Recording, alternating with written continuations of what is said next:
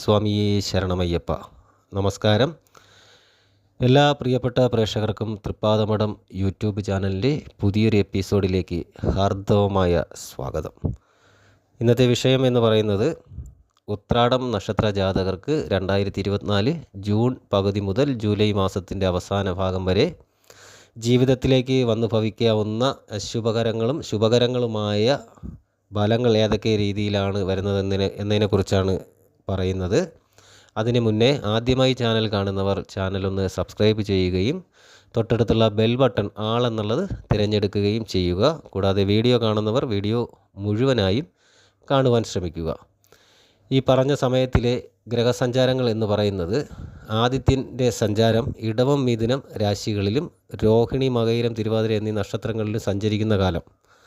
ഈ നക്ഷത്രങ്ങളെന്ന് പറയുമ്പോൾ ഞാറ്റുവേലകളാണ്. രോഹിണി തിരുവാതിര എന്നിവ ഭാഗികമായിട്ടും മകയിരം ഞാറ്റുവേല പൂർണ്ണമായിട്ടും ജൂൺ മാസത്തിലൂടെ സംഭവിച്ചു പോകുന്നു എന്നുള്ളതാണ്.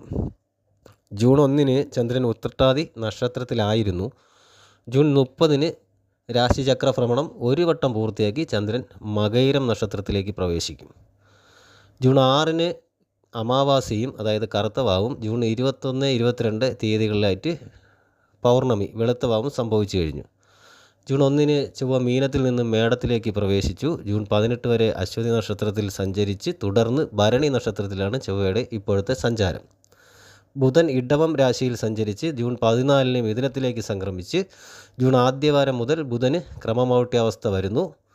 ശുക്രൻ ഇടവം രാശിയിലാണ് സഞ്ചരിച്ച് ജൂൺ 12 മിഥുനത്തിലേക്ക് സംക്രമിക്കും. ജൂൺ മാസം മുഴുവൻ ശുക്രൻ മൗഢ്യാവസ്ഥയിൽ തന്നെ ആയിരിക്കും എന്നുള്ളതാണ്.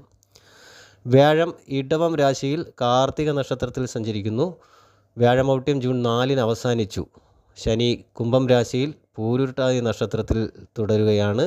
രാഹു കേതു എന്നിവ രാഹു രേവതി നക്ഷത്രത്തിൽ മീനം രാശിയിലും കേതു അത്ത നക്ഷത്രത്തിൽ കന്നി രാശിയിലും സഞ്ചരിക്കുന്നു. അപ്രദക്ഷിണഗതിയിലാണ് ഈ ഗ്രഹങ്ങളുടെ സഞ്ചാരം എന്ന് പറയുന്നത്.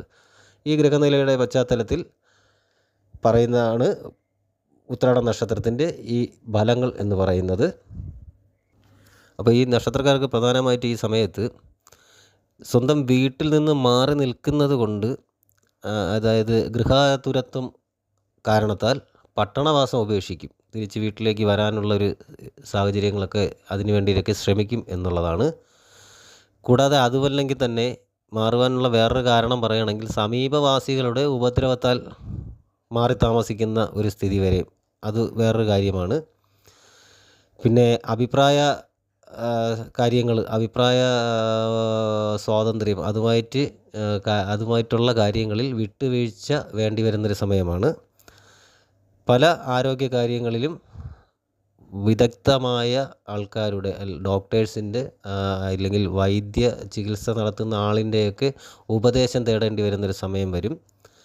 ബന്ധുക്കൾക്ക് ഇടയിലുള്ള തർക്കങ്ങളിൽ മധ്യസ്ഥതയ്ക്ക് വേണ്ടി ശ്രമിക്കുന്ന ഒരു സമയമായിരിക്കും.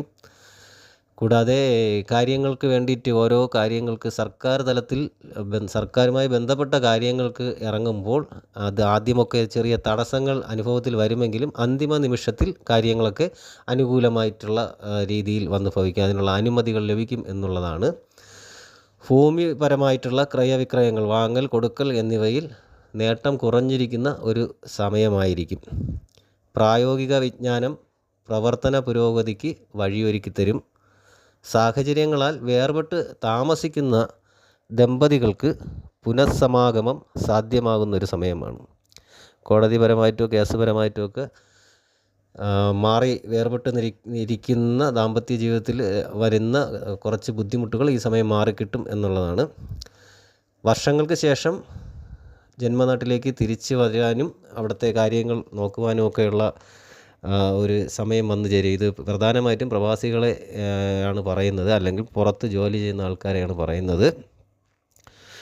പുതിയ വ്യാപാര വിപണന മേഖലകൾ ഏറ്റെടുത്ത് നടത്തുവാനുള്ള ശ്രമങ്ങൾ തുടരും. കൂടുതലും വിദ്യാർത്ഥികൾക്ക് പഠിച്ച വിഷയത്തോട് അനുബന്ധമായി തന്നെ ഉദ്യോഗങ്ങൾ ലഭിക്കുവാനുള്ള സാധ്യത വളരെ കൂടുതലുള്ള സമയം. വിദ്യാർത്ഥികൾക്ക്, ഗവേഷകർക്ക് എല്ലാം അനുകൂല വിജയം ഉണ്ടാകുന്ന ഒരു സമയം തന്നെയായിരിക്കും ഇത്. ഉപരിപഠനത്തിന് സ്വയാശ്രയ വിദ്യാലയത്തെ ആശ്രയിക്കേണ്ടി വരും. അതിന് കുറച്ചൊന്ന് ശ്രമിച്ചാൽ മാത്രമേ കാര്യങ്ങൾ നടക്കുകയുള്ളൂ.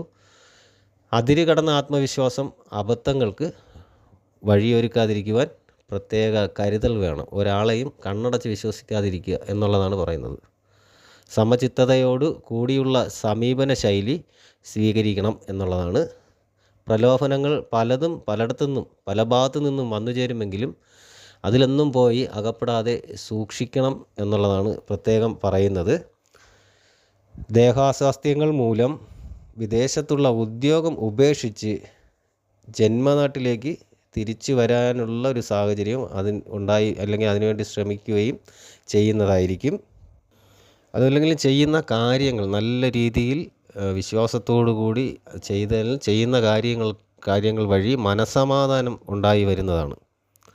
ആപൽഘട്ടത്തിൽ നിന്നൊക്കെ പലരെയും രക്ഷിച്ചെടുക്കേണ്ട സാഹചര്യം ഉണ്ട്. ധനപരമായിട്ടും അല്ലാത്ത രീതിയിൽ മാനസികമായിട്ടൊക്കെ പല ആൾക്കാരെയും ബന്ധുക്കളെ തന്നെ രക്ഷിക്കേണ്ട ഒരു സാഹചര്യം വരും. കുടുംബത്തിലാണെങ്കിലോ സമാധാന അന്തരീക്ഷം നിലനിൽക്കുകയും ചെയ്യും. ജനപിന്തുണ കൂടിയിരിക്കുന്ന ഒരു സമയമായിരിക്കും. ആരെയും അങ്ങനെ തള്ളിപ്പറയേണ്ട ഒരു സാഹചര്യം ഉണ്ടാകത്തില്ല. ഈ അഭയം പ്രാപിച്ച് വരുന്നവർക്ക് ആശ്രയം നൽകുന്നൊരു സമയം, അത് ആ ഒരു രീതിയിൽ ഒരു ആത്മാഭിമാനം തോന്നുന്നൊരു സമയമായിരിക്കും. ധർമ്മപ്രവർത്തികളിലും പുണ്യപ്രവർത്തികളിലുമൊക്കെ സഹകരിച്ച് മുന്നോട്ട് കൊണ്ടുപോകും ജീവിതം. വ്യാപാരത്തിൽ മാത്രം കുറച്ച് മന്ദത അനുഭവപ്പെടും. ചെറിയ രീതിയിലുള്ള മന്ദത അനുഭവപ്പെടുന്നൊരു സമയമാണ്. ജീവിത ചെലവൊക്കെ നിയന്ത്രിക്കുന്ന കാര്യത്തിൽ വളരെയധികം ജാഗ്രത ഉണ്ടായിരിക്കേണ്ട ഒരു സമയം കൂടിയാണിത്. തൊഴിൽപരമായിട്ട് അതായത് ബിസിനസ് അല്ലാത്ത രീതിയിലുള്ള തൊഴിൽപരമായിട്ടുള്ള കാര്യങ്ങളിൽ നേട്ടങ്ങൾ പ്രതീക്ഷിക്കാവുന്ന കാലമാണ്. ബന്ധുജനഗുണം വർദ്ധിക്കുന്ന സമയമാണ്. മാനസികമായി നിലനിന്നിരുന്ന ആഗ്രഹങ്ങൾ സാധിച്ചെടുക്കാൻ പറ്റുന്നൊരു സമയമാണ്.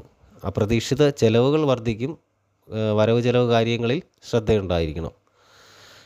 കർണരോഗ ബാധ ഉണ്ടാവുക, ചെവിയുമായി ബന്ധപ്പെട്ട് എന്തെങ്കിലും രീതിയിലുള്ള രോഗങ്ങൾ വന്നുവിടുവാനുള്ള സാധ്യതയുണ്ട്. ഇഷ്ടജനങ്ങളെ കുറച്ച് നാളത്തേക്കെങ്കിലും ചിലപ്പോൾ അകന്ന് കഴിയേണ്ട സാഹചര്യം വരും. പുതിയ ഭവനത്തിലേക്ക് അല്ലെങ്കിൽ താമസം മാറുന്നതിനുള്ള സാധ്യതയുണ്ടാകും. തൊഴിൽ രംഗത്ത് നിലനിന്നിരുന്ന തടസ്സങ്ങൾ മാറിക്കിട്ടും. യാത്രകൾ വഴി നേട്ടങ്ങൾ ഉണ്ടായി വരും. ഭവന നിർമ്മാണം ചെയ്തുകൊണ്ടിരിക്കുന്ന ആൾക്കാർക്കാണെങ്കിൽ അത് പൂർത്തീകരിക്കുവാൻ സാധിക്കും. രോഗാവസ്ഥയിൽ കഴിയുന്ന ജാതകർക്കാണെങ്കിൽ ആശ്വാസം ലഭിക്കുന്ന സമയമാണ്. ഉദ്യോഗാർത്ഥികൾക്കും സമയം അനുകൂലമായിരിക്കും. താൽക്കാലികമായി ജോലി ചെയ്തുകൊണ്ടിരിക്കുന്ന ആൾക്കാർക്ക് ഇപ്പോൾ ജോലി സ്ഥിരപ്പെടുവാൻ സാധ്യതയുണ്ട്. കുടുംബ സുഹൃത്തുക്കളിൽ നിന്ന് ഉള്ള പെരുമാറ്റം വിഷമങ്ങൾ സൃഷ്ടിക്കുന്നവയായിത്തീരും. വിദേശയാത്രാ ശ്രമം വിജയിക്കും. സന്താനങ്ങൾക്ക് വേണ്ടി പണം മുടക്കേണ്ട ഒരു സാഹചര്യം വരും. വിദേശ തൊഴിൽ ശ്രമത്തിന് അനുകൂല മറുപടികൾ ലഭിക്കും. സുഹൃത്തുക്കൾക്കായി പണച്ചെലവ് ചില രീതിയിലൊക്കെ ഉണ്ടായി വരും. അതൊന്ന് ശ്രദ്ധിക്കുക. ഏറ്റെടുത്ത പ്രവർത്തനങ്ങളിൽ വിജയിക്കുവാനുള്ള കാര്യങ്ങളിൽ കുറച്ചൊന്ന് കഠിനമായി ശ്രമിക്കേണ്ടി വരുന്ന സമയമാണ്. അല്ലാതെ കുടുംബപരമായിട്ടുള്ള ഏതെങ്കിലും പ്രശ്നങ്ങളുണ്ടെങ്കിലും അതിൽ ഇടപെട്ട് കാര്യങ്ങൾ ചെയ്യുവാൻ ശ്രമിക്കുന്നതായിരിക്കും. എന്നിരുന്നാലും ചില പ്രധാന തീരുമാനങ്ങൾ മാറ്റി വയ്ക്കേണ്ട ഒരു സാഹചര്യം ഉണ്ടാവും. പ്രധാന തൊഴിലിൽ നിന്നല്ലാതെ ധനവരുമാനം പ്രതീക്ഷിക്കാം. മറ്റ് സൈഡ് ബിസിനസ്സിൽ കൂടെയൊക്കെ കുറച്ച് ധനവരുമാനം പ്രതീക്ഷിക്കാവുന്ന സമയമാണ്. അപരിചിതരിൽ നിന്നുള്ള ചതി നേരിടുവാൻ സാധ്യതയുള്ളതിനാൽ അപരിചിതരുമായിട്ടുള്ള സഹവാസങ്ങൾ ചെയ്യുമ്പോൾ അവരുമായിട്ട് ഇടപഴകുമ്പോൾ ശ്രദ്ധിക്കുക. അപ്പോൾ ഈ രീതിയിൽ ദോഷശമനത്തിനായിട്ട് ഗണപതിയെ ഭജിക്കുക എന്നുള്ളതാണ്. ഭവനത്തിൽ ഗണപതിയെ സങ്കല്പിച്ച് ഗണപതി ഹോമം, ഗണപതി പൂജ എന്നിവ ചെയ്യുന്നത് വളരെ ഉത്തമമായിരിക്കും. ജന്മനക്ഷത്ര ദിവസം അല്ലെങ്കിൽ ജന്മനക്ഷത്രത്തിൽ ഗണപതി ഹോമം നടത്തുന്നതായിരിക്കും ഏറ്റവും അഭികാമ്യം എന്ന് പറയുന്നത്. അപ്പോൾ ഈ രീതിയിലായിരിക്കും ഉത്രാട നക്ഷത്ര ജാതകർക്ക് ജൂൺ ജൂലൈ മാസങ്ങളിൽ 2024 ജൂലൈ അവസാനവും ജൂൺ പകുതി മുതലും വരുന്ന സമയങ്ങളിൽ ജാതകന് വരുന്ന ശുഭാശുഭ ഫലങ്ങൾ എന്ന് പറയുന്നത്. അപ്പോൾ ഈ വീഡിയോ ഉപയോഗപ്രദമാണെന്ന് നിങ്ങൾക്ക് തോന്നിയാൽ വീഡിയോ മറ്റുള്ളവർക്ക് കൂടി ഒന്ന് ഷെയർ ചെയ്ത് കൊടുക്കുകയും വീഡിയോ ലൈക്ക് ചെയ്യുകയും ചെയ്യുക. കൂടാതെ നിങ്ങളുടെ വിലയേറിയ അഭിപ്രായങ്ങൾ, നിർദ്ദേശങ്ങൾ എന്നിവ കമൻ്റായിട്ട് രേഖപ്പെടുത്തുക. എല്ലാ നല്ലവരായ പ്രേക്ഷകർക്കും ജഗദീശ്വരൻ നല്ലത് മാത്രം വരുത്തട്ടെ എന്ന് പ്രാർത്ഥിക്കുന്നു. ശുഭദിനം നേരുന്നു. നന്ദി, നമസ്കാരം.